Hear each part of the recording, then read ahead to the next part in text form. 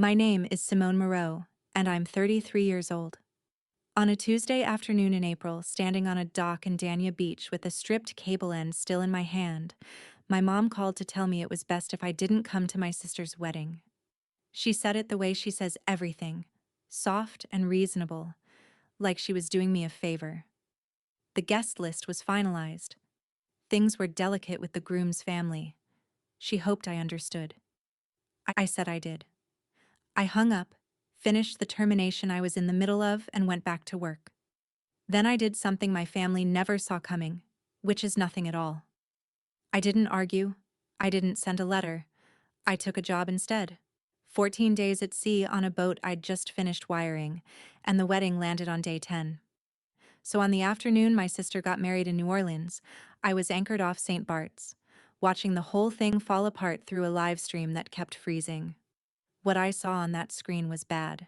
What my mother asked me for 11 minutes later was so much worse. Welcome back to Hidden Family Revenge. This is where we sit with the stories families keep in the back of a drawer, the quiet ones, the ones nobody puts in the album. Drop a comment and be sure to subscribe. Here's the thing about that phone call. She talked about weather for 3 full minutes first. Rain in Orleans Parish, the humidity, whether my air conditioning was holding up down in Florida. My mother has never once called me to ask how I am. She calls to ask if a breaker is supposed to buzz. So I stood there on that dock with the sun cooking the back of my neck, and I waited, because I could hear her building up to something the way you hear a compressor cycling before it kicks. Then she said, "Simone, about the 18th. And I said, "What about it?" And she said the guest list had been finalized in March, which was a lie with a date attached to make it sound like paperwork. She said the Hales were particular. She said Jasmine had enough on her plate. Then she landed it. "It's best if you don't come." I asked her one question. I asked whether this was her asking or Jasmine asking. She didn't answer that. What she said instead was the thing I've been carrying around ever since, and she said it gently, like a woman explaining arithmetic to a child. "Some doors only open for one of you." I said, "Okay, Mom." I told her I hoped it was a beautiful day. I meant it. Which is the part people never believe. Then I hung up and stood there and looked at the water for a while. And here's what made my stomach turn over. I never asked her why. Not because I was too proud. Because I already knew why, down to the exact date it started, and knowing was worse than wondering would have been. I'm up at 5:40 most days. My shop sits on a cut-off the Dania Cut-Off Canal, 2 bays and a parts room and an office with a window unit that I have personally rebuilt twice. Moreau Power and Control. 11 people on payroll, counting me. We do integrated electrical and automation on big boats. The systems that decide whether your air handlers, your stabilizers, and your navigation alarms all agree with each other at 2 in the morning in a following sea. People hear yachts and picture me in a sundress with a drink. I own 4 pairs of the same boots. I have a white scar across the knuckle of my left index finger from a junction box in 2014 that I thought was dead and was not. I started as a helper at 18, apprenticed 4 years, got my certifications, and opened this place in September of 2021 with my father's life insurance money and a line of credit I signed for alone. I was 28. Renata Cruz runs my operations and has for 5 years, and she is the only person alive allowed to tell me I'm wrong before 9 in the morning. I am not rich. I want to be very clear about that because of what comes later. I have payroll. There's a difference, and the difference is that rich people sleep on the 15th and the 30th. But I built it, brick by brick, out of nothing but a rebuilt van and a trade my father put in my hands. And in all 33 years of my life, in my mother's house on Belcastle Street, in that long hallway with the good lighting where she hangs the family photographs, there has never been a single picture of me. 2 months before that phone call, we won the biggest job in the history of my company, Motor Yacht Meridian, 238 feet, Dutch-built in 2019, in for a refit at a yard 8 minutes from my shop. Her power management system had been fighting her navigation alarms since delivery, which meant that twice a year, in weather, she'd throw a fault that dropped half her lighting and told her captain a fire door was open when it wasn't. $930,000 to tear it out and do it right. That is not a normal contract for a shop my size. It's the kind of number that either makes a company or eats it. The management firm, Halverson, runs about 30 boats out of Fort Lauderdale, and Halverson holds 20% back until the vessel completes a post-refit shakedown and the commissioning certificate gets signed at the end of it. 20% of 930 is $186,000. That money was already spoken for. It was 2 new hires, a bigger service van, and 11 months of breathing room. And the certificate came with something worth more than the money, which was a reference letter from a firm that talks to every yard from Fort Lauderdale to Palma. Get that letter, you get invited to bid the Mediterranean season. Don't get it, you stay a Dania Beach shop forever. The shakedown was 14 days, St. Thomas to St. Bart's to Antigua, and Halverson wanted the systems integrator aboard for every hour of it. That was me. And the schedule came through the first week of April, 3 days before my mother called. And day 10 of that run was Saturday, July 18th. To explain my mother, I have to explain a building. The Carrollton Assembly is a private hall in New Orleans with a ballroom on the second floor, and it has been deciding who is somebody in that city since before either of us was born. My stepfather's people had been members for 4 generations. My mother married René Beaulieu in September of 1998, when I was 5, and she has been auditioning ever since. She applied for membership in her own name in 2015. The letter said her application would be held for further consideration. She applied again in 2019. Same letter, same words, and nobody ever explained either one, because in that world nobody ever explains anything. They just leave you standing in the entryway with your coat still on. Renee died in 2023 and left her the house on Belcastle and an annuity that covers about what the house costs to keep. So a wedding in that ballroom, with her daughter in white and the Hale family in the second row, was not a party. It was the front door finally, after 28 years. I understood that. I want you to know I understood it the whole time. At Renee's funeral, she handed me a pair of gloves in the car and asked me to wear them into the church. My hands are a working woman's hands. She never said why, and I never asked, and I wore them, and my palms sweated through them by the second hymn.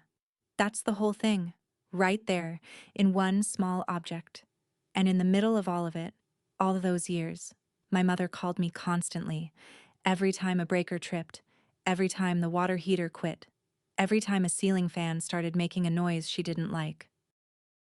In February, I drove up to Slidell to bid a job. Bellhaven Marina and Yacht Club, a redevelopment on the North Shore, 96 covered slips and a clubhouse, and they wanted a number for the shore power distribution. It was a good job, and I wanted it. So I read the drawings the way I read everything, slowly, in order, with a pencil. And the drawings were wrong. Not sloppy wrong, wrong in a specific direction. They'd designed a service and a distribution scheme, sized for maybe 40 boats, and they were selling 96 slips, which means either the engineer was asleep or nobody expected to ever build the back half. That kind of thing makes me curious in a way that has cost me money before.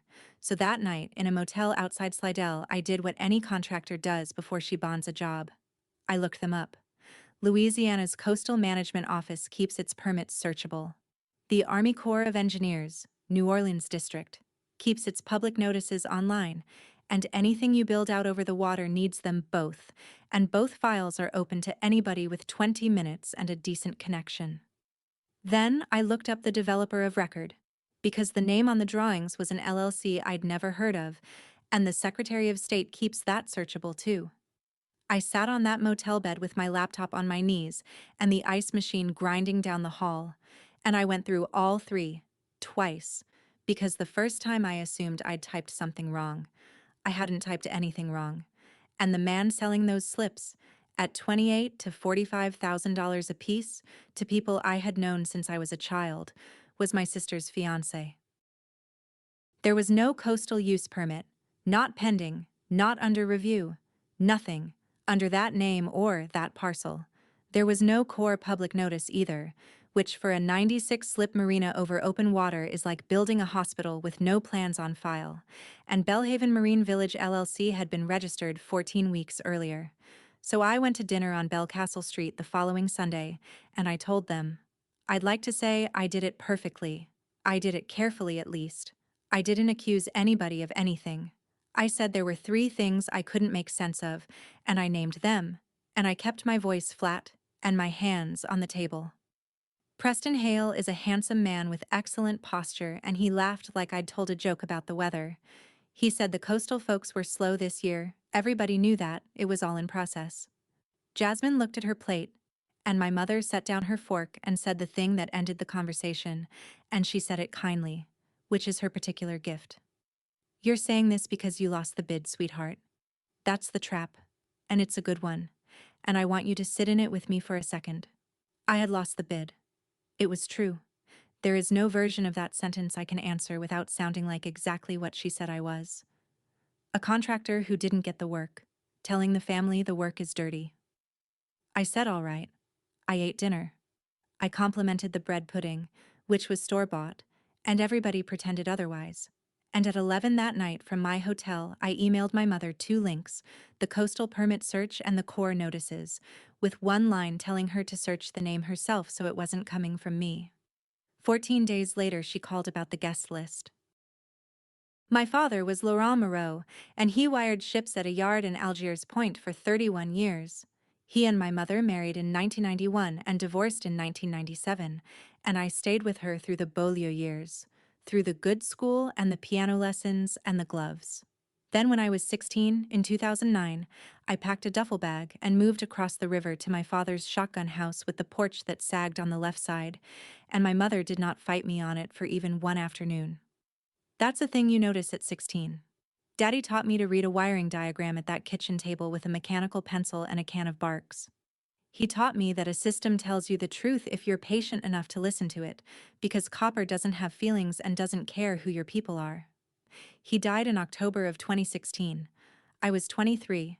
His life insurance paid off his house and bought my first van. So when my mother told me it was best if I didn't come, I didn't have to wonder why, because I'd known since I was 16. It was never about the guest list, and it wasn't really about Preston either. It's that I am the last piece of evidence that my mother had a whole life before the good address, and every time I walk into a room where the Hales can see me, I bring that life in with me. Daddy told me one thing about all of it, once, sitting on that sagging porch after she'd skipped my graduation for a luncheon. He said, "Baby, getting let in is cheap. Being able to walk out, that's what costs." I was 17, and I thought it was just something to say. It took me 16 more years to find out what the price was. I called Halverson the next morning and told them I'd take the full 14 days as owner's technical rep. All of it, St. Thomas to Antigua. No relief. They were surprised. Usually a shop sends a young tech for the middle week, and the owner shows up for the handover in a clean shirt. I said I'd built it, I'd sign for it. Then I asked one favor, which was that they consider Nathan Rios for the relief captain slot, because he was already on Halverson's roster and he was available, and because I wanted him there. Nathan and I got engaged in March. He's 38, out of Tampa, a delivery captain who has moved boats across the Atlantic in weather that would make most people find another line of work, and he has never once in 2 years told me what I should do about my family.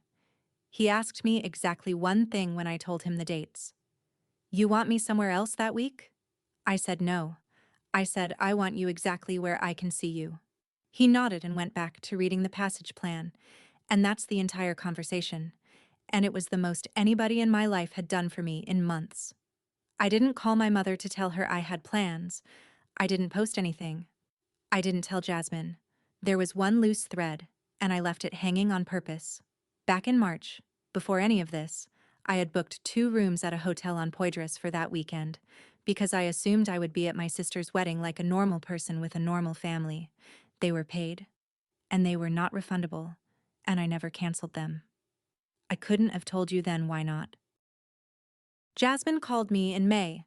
My sister is 27, born in May of 1999, and she has the best manners of anyone in our family, which in our family is a survival skill and not a virtue. She opened with "How are you?" which told me immediately that she had rehearsed. Then she got to it. "I just think if you apologized to Mom, all of this would go away." I asked her what I was apologizing for. There was a pause on the line and I could hear a television in another room and a chair move. "For how you brought it up," she said. "At dinner. In front of Preston's mother." So I said, "All right. Walk me through it. Tell me the part I should have said differently." And she couldn't. She started twice and stopped twice, and the second time she stopped I heard my mother's voice in the background, not the words, just the shape of it. That low, even tone that means someone is being managed. And I understood two things at once. One, my sister was not calling from her own idea. Two, and this is the part that sat in my chest for weeks, she wasn't asking me to be wrong. She was asking me to say I was wrong, which is a different transaction entirely, and she knew it. Jasmine has never been stupid a day in her life. She said she had to go. The florist was calling. I said congratulations, and I meant that too. And right before she hung up, in a voice that didn't match anything else in the call, she said, "I read them, you know." She didn't say what. She didn't have to. She'd opened the links. I let it sit for 4 days and then I called her back, which I have gone over in my head 100 times since and would do again. I didn't build a case. I gave her 3 facts in about 90 seconds, the way you'd give somebody a weather report. There is no coastal permit on that parcel. There is no core notice. The company holding the money was formed 14 weeks before he started selling. I told her I wasn't asking her to call off anything. I told her to ask him to show her the permit numbers, just the numbers, and if he had them, then I was wrong, and I'd say so at the reception with a microphone in my hand. I stopped talking. The silence went on long enough that I checked the screen to see if the call had dropped. Then my sister said, in a voice that had gone completely flat, "Mom said you'd do this." I said, "Do what?" She said, "Make it about you." And I said, "Jess, I'm not in it. I'm not even invited." And she said, "That's exactly what I mean." Then she hung up. I stood in my parts room with the phone still against my ear and the fluorescent light ticking, and I want to be honest with you about what I felt, because it wasn't rage. It was the specific loneliness of watching somebody repeat a sentence they did not write. She'd been handed that line. She'd carried it around all week waiting to use it. And when it came out of her mouth, it fit her perfectly, the way a coat fits after you've worn it long enough. That was the last time my sister and I spoke before her wedding day. My Aunt Loretta is my mother's older sister, 64, a retired school administrator who has spent 40 years being the reasonable one in a family that does not reward it. She called me in June. She started out on my side, which is how it always starts. She said she thought the guest list business was ugly. She said she'd told Yvette so. She said she'd been sick about it. And I let myself feel about 15 seconds of relief, which was 15 more than I should have taken. Because then came the turn, and it came with the word "but." And my aunt is too kind to know that "but" is where people put the truth. "But baby, you embarrassed her, in front of the Hales, at her own table." I said I asked a question about a permit. Loretta said, "In that house, at that table, with that woman sitting there. That's not a question. That's a verdict." And there it was. Not that I was wrong. That I had been correct in the wrong room. I said I understood. She got quiet and then she said something that came out sideways, the way things do when a person is arguing with themselves. She said, "You have to understand what that ballroom means to her. After both of her applications?" And then she stopped. Just stopped. Mid-sentence. Like she'd walked into a door in the dark. I said, "Both of her applications." Loretta said she had a pot on the stove, and that she loved me, and that she'd see me at Christmas. Then she was gone. So that was that. My last neutral relative had picked a side, and she'd left half a sentence in my hands on the way out. We flew to St. Thomas on July 9th. Meridian was on the hook off Charlotte Amalie with fresh paint and a crew of 13. And I came aboard the way I always come aboard, with a meter in my chest pocket and a soft bag, and the second officer showed me to cabin 4 like I was a guest, which I never entirely am. Here is the truth about being on a boat like that. She is beautiful. The joinery is beautiful. The food is genuinely the best I have ever eaten. And at 4 in the afternoon, when every panel on my board is green, there is a deck chair on the aft deck, and nobody bothers you. And also, the engine room runs 104 degrees, and I spent 2 hours a day in it. And I was the only person on that vessel with a multimeter in her pocket. That's the deal. You get the sunset, you earn the sunset. Renata called before we lost coverage. She had the schedule taped to her monitor. She reminded me, in her flat Renata way, that the certificate at the end of this run was $186,000 and a letter from Halverson, and that both were the difference between us being a shop and us being a company. I told her I knew. She said, "I know you know. I'm saying it so it's in the air." Captain Dana Vogel briefed me on the satellite policy the first night, because bandwidth offshore is metered and it is not free. Streaming anything is a request, not a right. I said, "Understood." Then I turned off my cell phone, put it in the drawer under the bunk in cabin 4, and shut the drawer. I put my phone in a drawer that afternoon and closed it. 14 days, no signal, nobody's anything to fix. If you've ever had to physically leave the state to get 1 week of quiet from your own family, you already know what that drawer felt like. Tell me in the comments how far you had to go, and subscribe, because the next 10 days got loud. On day 3, my mother called the boat. Not my cell, which was in a drawer. She called Halverson's office in Fort Lauderdale, told them it was a family matter, and they patched a message to the vessel, and Vogel handed me a slip of paper on the bridge wing with a number on it and no expression on her face at all. I stood at the rail with the satellite handset and my heart going, because there is a version of me, 33 years old and still there, who thought, she's calling to fix it. Maybe she saw the permit search. Maybe somebody talked to her. Maybe 6 days out from her daughter's wedding, a woman looks around and thinks about who's missing. My mother said hello and asked if the connection was clear, and then she said, "The uplighting people in the ballroom want $2,200 just to run their cable and set the dimmers," and I said that's robbery. My daughter does this. She wanted me to walk their crew through it. On the phone. From the boat. For free. I stood there in the wind with the water going by and I said, "Put him on." And then I spent 20 minutes explaining load balance and dimmer curves to a stranger in a ballroom I was not allowed to enter, and I did it well, because I don't know how to do it badly. My mother came back on and said, "Thank you, sweetheart, that's a real help." And she hung up. She did not mention the wedding. Not once, not the date, not the weather that day, nothing.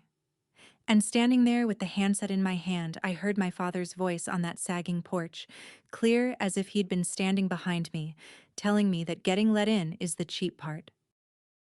That night, I couldn't sleep, so I sat on the aft deck at midnight with the deck lights off and the water making that sound it makes against a hull at anchor, and I thought about my sister at a rehearsal dinner 2,000 miles away, being perfect. And I did something I still can't fully explain. I texted her one line, not about Preston, not about permits, not about me. I wrote, "There's a spare room in Dania Beach. It has a bed in it. It'll still be there Sunday." Then I put the handset down before I could add anything else, because everything else I wanted to add was for me and not for her. And then, because I am who I am, and a sentence isn't a thing until somebody builds it, I sent a satellite email to Renata at 6 the next morning. I asked her to go to my house, take the 2 pallets of switchgear and the boxes of conduit out of the small bedroom and put them in Bay 2. Sweep it. Put sheets on the bed. Buy a lamp for the nightstand, a real one, not a work light. Renata wrote back something entirely Renata. Copy. What color lamp? I said something warm. She bought a brass one with a green shade that costs more than I would have spent and looks like it has been in a family for years. And that was it. That was the whole thing. A woman on a boat in the Caribbean, cleaning out a bedroom in Florida for a sister who had hung up on her, for a wedding she wasn't invited to, 4 days before anything went wrong. My phone said the message had been read. Jasmine didn't answer. Not that night. Not the next day. Not the day after that. She answered on day 5. I was in the engine room with my shirt stuck to my back, chasing a ground fault that turned out to be a chafed wire behind a bulkhead, and when I came up and checked the handset, there it was. My sister had typed, "Some doors only open for one of us, Simone. Don't make Saturday about you." I read it standing in the passageway with grease on 2 fingers. And I want to tell you, I was angry. Because angry would be simpler, and because I think a lot of you would have been. I wasn't angry. I have heard that sentence before. I have heard it in my mother's voice on a dock in April, delivered gently, like arithmetic. And now, here it was again, coming out of a 27-year-old who had never in her life applied for anything or been turned down for anything, wearing it like a coat that fit. That's what scared me. Not that she was cruel to me, that she'd been converted and she didn't know it, and she was about to sign her name next to a man nobody in that family had ever checked on, because he had passed the only test the house administers, which is that he looked right at the table. My sister wasn't the favorite. I need you to understand that, because people always assume there's a golden child and a scapegoat and it's tidier that way. There wasn't. There was a daughter they made presentable, and a daughter they called when something broke. Both of us got something taken. I just got to keep my own hands, so I didn't answer her. I set the handset down and went and took a shower and got back to work. The next morning, my Aunt Loretta sent me a message she should not have sent, and I think she sent it because guilt has to go somewhere. It was long and it wandered, and buried in the middle of it was this. My mother had brought 11 people from Sacred Heart of Mary into Belhaven. 11. Not strangers. Adele Ferrand, who has run that parish office since I was in middle school and who let me do homework in the back room when my mother was late. The Doucettes.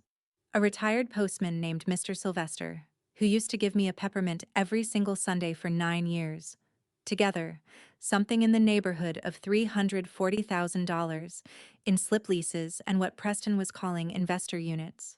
And my mother had put in $88,000 of her own, which she did not have, and which she got by drawing on the equity line against the house Renee left her. I sat down on the edge of the bunk and read it 3 times, because I had thought, and this is where I had been stupid, and I was stupid, and I'll own it. I had thought she was defending Preston because she wanted the wedding. She wasn't defending Preston. She was defending a decision she had already made in December with other people's money, months before I ever saw a drawing. My warning at that table wasn't an insult to her hospitality. It was a bill arriving. Loretta's message ended with something worse. Adele Ferrand hadn't signed yet. She was doing it the week of the wedding, $52,000, most of what she had, because Yvette Beaulieu had told her it was a sure thing, and Yvette Beaulieu's word is good at that parish. I sat there and looked at that screen for a long, long time. I called Loretta from the satellite phone and asked her to finish the sentence she'd started in June. She sighed like a woman putting down something heavy. Then she told me, my mother applied to the Carrollton Assembly in 2015, in her own name, sponsored by her husband's family, and the letter came back saying her application would be held for further consideration, and nobody ever said another thing about it. She applied again in 2019. Same letter. Word for word, Loretta said. They didn't even bother to rewrite it. And then Loretta told me about the photograph. In the front room of the Beaulieu house on State Street, there is a large family portrait from Renee's mother's 80th birthday, and my mother stood at the end of the second row in a blue dress. When the picture came back from being framed, my mother wasn't in it. Renee's mother had it cropped, she said, to fit the frame. Nobody mentioned it. My mother hung it in her own hallway anyway, and it is still there. And I have walked past it my entire adult life without knowing what I was looking at. I sat with that. I sat with it for a long while on that deck. And here is what I want to say very carefully, because I know how it sounds.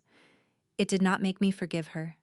It made it worse, because my mother knows exactly, precisely in her body, what it feels like to stand in an entryway with your coat still on while people decide about you. She knows the temperature of that room, And knowing all of that, she picked up the phone in April and did it to her own daughter in that same soft voice and called it the guest list.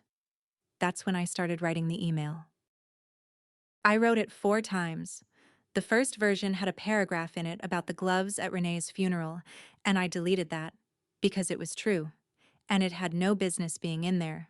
The second version used the word fraud, and I deleted that too, because I am an electrical contractor and not a prosecutor, and I don't get to say that. The third version had a line at the end that said, "I hope you'll remember I tried to tell you in February." That one was the hardest to cut. I cut it. What was left was almost nothing. 3 facts, 2 links, and a sentence saying, "Please search the names yourselves," rather than take my word for anything. Nathan read it on the aft deck with the handset held out at arm's length, the way men his age read things. He didn't tell me to send it. He didn't tell me not to. He handed it back and asked me one question, and it's the question I've thought about more than anything anybody said to me that whole year. He said, "If you send it and nothing changes, was it still worth it?" I sat with that, because he was right that nothing would change.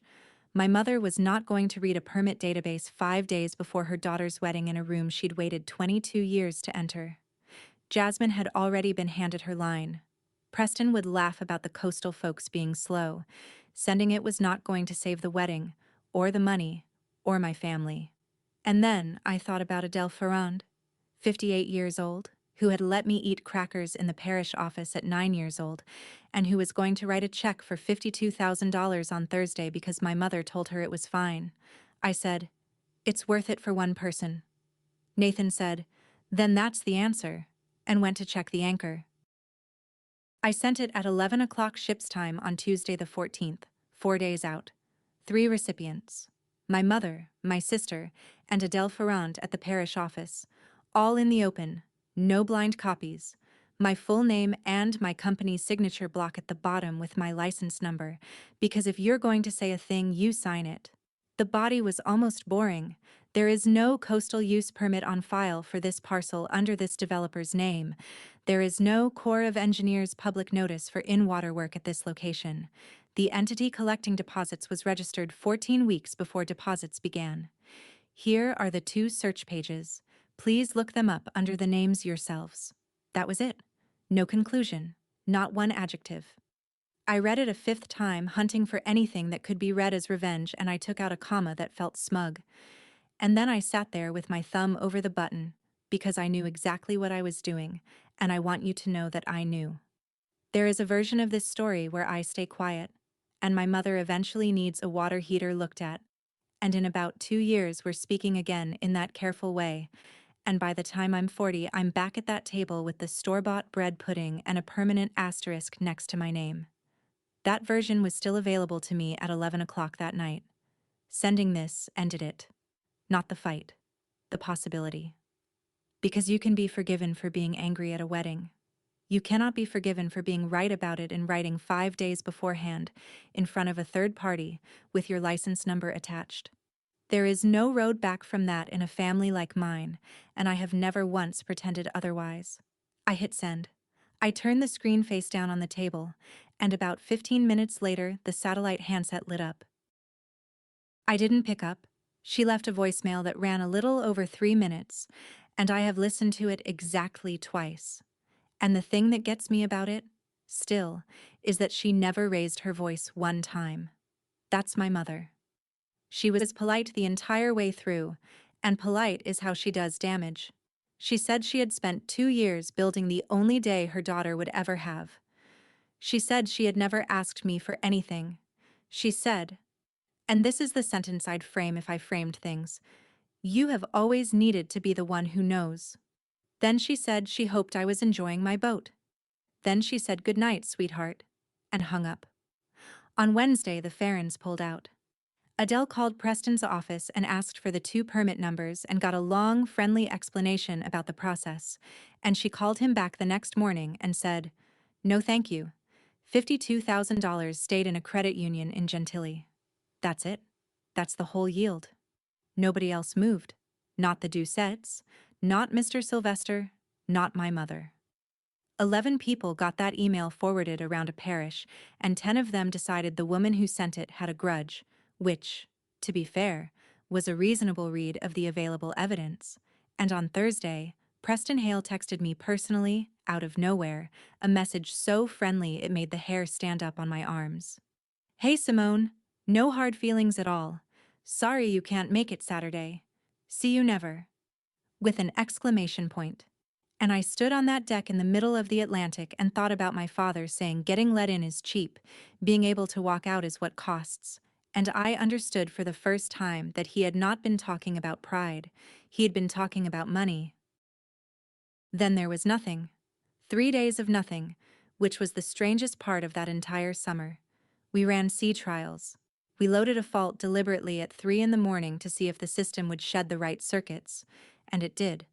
And the chief engineer shook my hand, and I felt more like myself than I had in months. That's what work does. But underneath it, all week, there was a sensation I had never had before in my life, and it took me until Thursday to name it. I could not fix anything.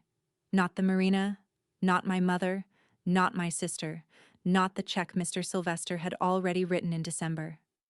1,900 miles of water, no cell service, no van keys, nothing in my hands.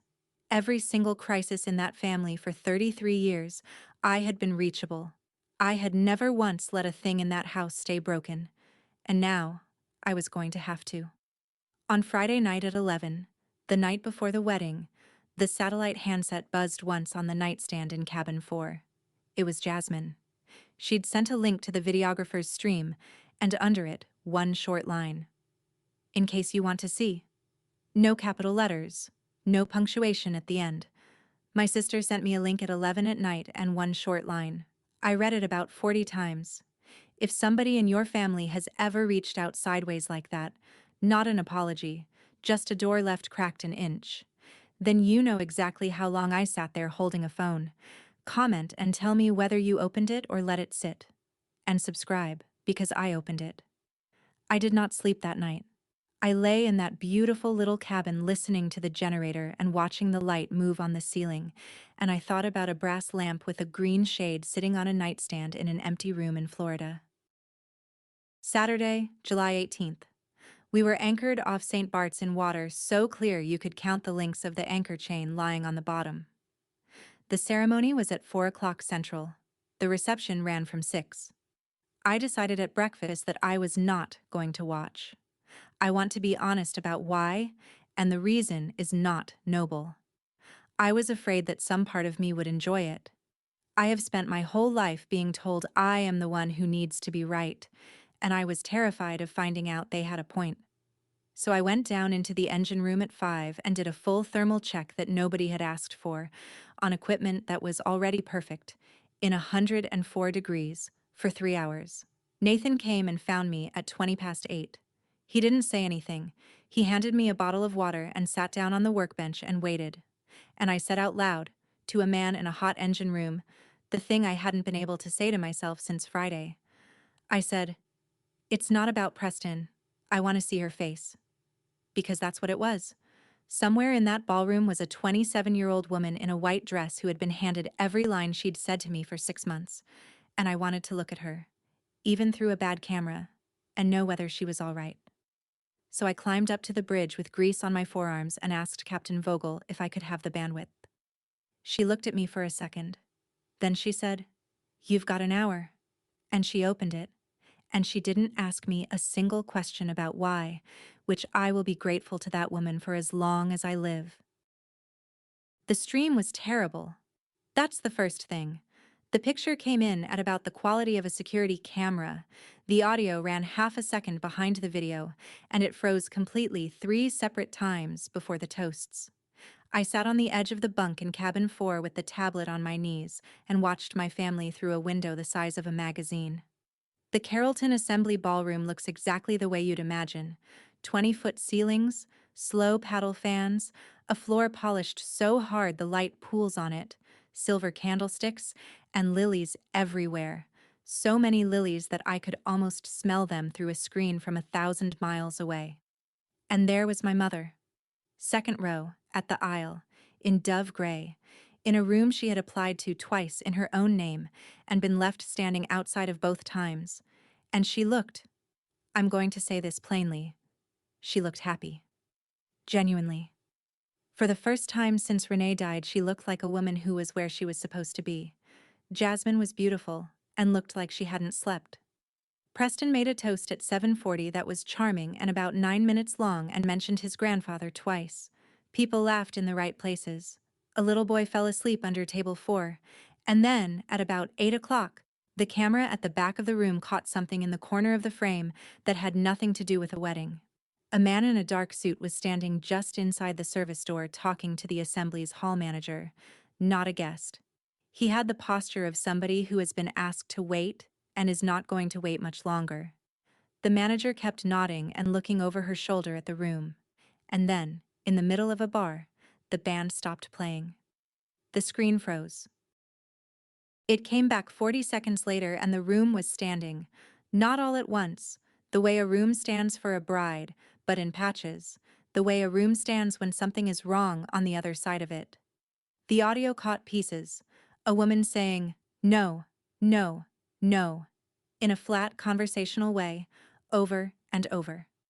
The hall manager's voice, very close to the camera, saying that service was suspended, that she was sorry, that she had made 3 calls that morning. Adele Ferran's husband was on his feet at the end of the room with his napkin still in his hand, and he was saying something loud that the microphone flattened into noise, and 2 men I didn't know were trying to walk him back toward the doors. The catering staff had already stopped moving, which is the detail I have never been able to shake. They just stood still along the wall with their trays down, the way people do when they have seen this before, and know it is not their turn to speak. Preston was not in the frame. He had gone out through the kitchen at some point in that missing 40 seconds, and I have never seen a single photograph of him from after 8 o'clock that night. And in the middle of that floor, in all that polished light, my sister was standing completely alone in a white dress with her arms at her sides. Nobody went to her. Her mother was 8 feet away, talking to 3 people at once with her hand on her collarbone. And I sat on a bunk on a 238-foot yacht in the Caribbean and put my hand over my mouth. And what I felt was not triumph. I thought I was going to be sick. We got underway for Antigua at 11 that night, and somewhere in the small hours we came within range of a tower, and my cell phone, which had been in a drawer for 10 days, woke up. I heard it before I understood what it was. It made a sound I have never heard a phone make, a kind of continuous stumbling buzz, like something falling down a staircase and never landing. I opened the drawer and the screen was scrolling. It kept scrolling. When it finally stopped, the notification said 110 missed calls, 7 hours, 4 numbers, my mother's cell, my Aunt Loretta, my sister, and a landline with a New Orleans area code that I later found out was the phone at the coat check desk of the Carrollton Assembly, which means that at some point that night somebody in my family stood at a coat check counter in that building and dialed my number over and over from a house phone. 31 text messages. I did not open a single one. I put the phone screen down on the bunk and went up on deck and stood at the rail in the dark, and Nathan came and stood next to me and didn't talk. And the 2 of us watched the wake for a long time. And then, at 4:50 in the morning, the satellite handset in my pocket started to ring. She didn't ask if I'd heard. She didn't ask where I was or whether I was safe or how the boat was. My mother has a way of starting a conversation in the middle, as though you had both been in the room the whole time and had simply been quiet for a while. She said, "It's $340,000, Simone." Her voice was steady. The satellite lag put a half-second gap after every sentence, so the whole call had this awful courtroom rhythm to it. She said Preston's phone had been off since Saturday afternoon. She said the Doucets had come to the house at midnight. She said Mr. Sylvester, who is 81, had sat in her front room with his hat in his lap and asked her, very politely, whether he should call his son. And then she told me what she wanted. She wanted me to make the 11 of them whole. She said it exactly that way. Make them whole. Like it was a phrase she had practiced in the car. And she wanted me to fly home and be at Mass with her at Sacred Heart of Mary the following Sunday, in the 3rd pew, on her right, where people could see us. so the parish would understand the family was intact. And then my mother, who has never in 33 years offered me anything, offered me something. She said, "After this, I won't let anybody put you outside again. You'll be in the pictures, sweetheart." And then she said it, the same sentence, in the same soft voice she used in April, except this time she turned it around so it was pointing at me like an open hand. "Some doors only open for one of you. I'm opening this one." I stood at that rail in the dark and I did not raise my voice, and I want you to know it wasn't restraint. There was nothing in me that wanted to shout. I said, "Mom, I'm not going to pay it." She started to talk, and I let her finish, and then I said the only sentence I had prepared, and I'd prepared it about 4 hours earlier without admitting to myself that I was doing it. I said, "I'm not buying my way into a room I was never allowed to stand in." Then I gave her the only help I actually had, which was the help she did not want. I told her the state has an economic crime intake line, and I gave her the number twice, slowly, and made her read it back. I told her the same 2 search pages I'd sent in February and again in July. And then I told her the truth, which is that the money is almost certainly gone, that it left in December, that people like Preston Hale do not keep it in a box. And I told her the only thing that gives those 11 people any chance at all is a complaint with her name on the front of it, filed by her, saying out loud and in writing that she was the one who brought them in. Not anonymous, not through a lawyer. Her name, at that parish, in front of every person she has spent 28 years trying to sit beside. And I heard my mother lose her composure for the first time in my entire life. She said, "You want me to stand up in front of those people and say I did it?" I said, "Yes, ma'am." And she said, "You're cruel. You have always been cruel." The satellite dropped the call in the middle of her next word. We came into Falmouth Harbor a little after 7 in the morning, and the anchor went down and I went and found Captain Vogel on the bridge. I asked her to have the tender put me ashore. She didn't argue, and she didn't ask why. She said one thing, and she said it kindly, which somehow made it land harder. "If you go, I have to log Y." I said, "I know." Renata called at 7:20 because Renata always knows. She didn't lecture me. She just put the numbers on the table the way I taught her to. If I wasn't aboard to sign at the end of the run, the certificate would go unsigned on schedule. The 186,000 went into dispute, and Halverson was not going to write a letter about a contractor who walked off a shakedown. No Mediterranean season. Payroll still hits on Friday. She said, "I'm not telling you not to. I'm telling you it's real." I said I knew that too. Nathan didn't ask a single question. He went below and packed both our bags and carried them up, and that man has never once in his life needed a thing explained to him twice.